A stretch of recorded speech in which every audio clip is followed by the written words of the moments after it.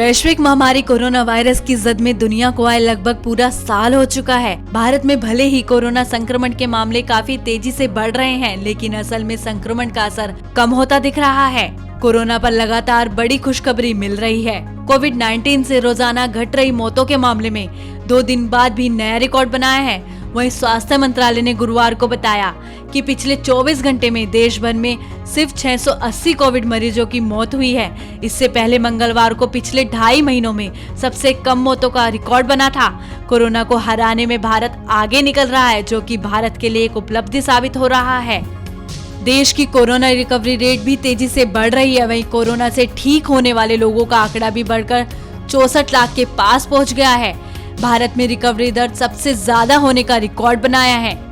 देश में 63,83,442 मरीज इलाज के बाद ठीक हो चुके हैं। इस तरह भारत का रिकवरी रेट बढ़कर 87.4% हो चुका है और कोरोना मरीजों के मौत का औसत लगातार घटकर 1.5% से भी कम हो गया है, जो जून में 3.36% था।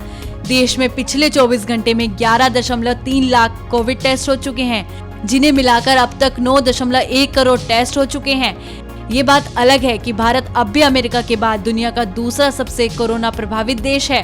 कोरोना के खिलाफ जंग में अचूक हथियार मानने जाने वाले नमूनों की जांच के मामले में भारत ने एक और महत्वपूर्ण लक्ष्य हासिल किया है। अब तक 9 करोड़ से अधिक नमूनों की जांच की जा चुकी है। भारत से अधिक अमेरिका में भी 12 करोड़ टेस्ट किए गए हैं। भारतीय चिकित्सा अनुसंधान परिषद के मुताबिक देश में अब तक 9 crore 12 lakh 26,305 corona sample test हुए हैं। वहीं पिछले 24 घंटों के आंकड़ों पर नजर डालें तो इस बीच करीब 1.67 करोड़ से ज्यादा लोगों की कोरोना जांच हुई है।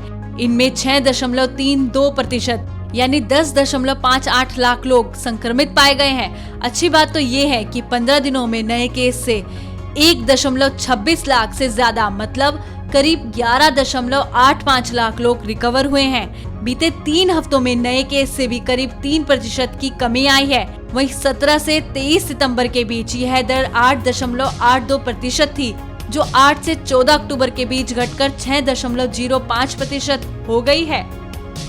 देश के लिए एक अच्छा संकेत है। बता दें कि ICMR के मुताबिक 15 अक्टूबर तक कोरोना वायरस के कुल 9 करोड़ 22 लाख सैंपल टेस्ट किए जा चुके हैं, जिनमें से 10,28,622 सैंपल की टेस्टिंग कल की गई।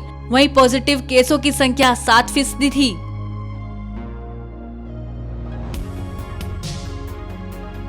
वहीं प्रधानमंत्री नरेंद्र मोदी ने सभी राज्यों से टेस्टिंग और सीरो सर्वे बढ़ाने को कहा है। उन्होंने गुरुवार को पीएमओ की बैठक बुलाई। इस अहम बैठक में यह बात कही। पीएम ने वैक्सीन बना रही कंपनियों को सरकार की तरफ से हर संभव मदद देने का भरोसा दिया है। साथ ही कहा कि कम कीमत पर टेस्टिंग की सुविधाएं सभी को मुहैया होनी चाहिए। जनता से यही अपील है कि आगे भी ऐसे कोरोना को मात देने के लिए सरकार द्वारा बनाए गए कोविड नियमों का पालन करें और स्थिति सुधारने के लिए आने वाले त्योहारों को नियमों के अनुसार मनाएं, जिससे भारत कोरोना को पूरी तरह मात दे सके।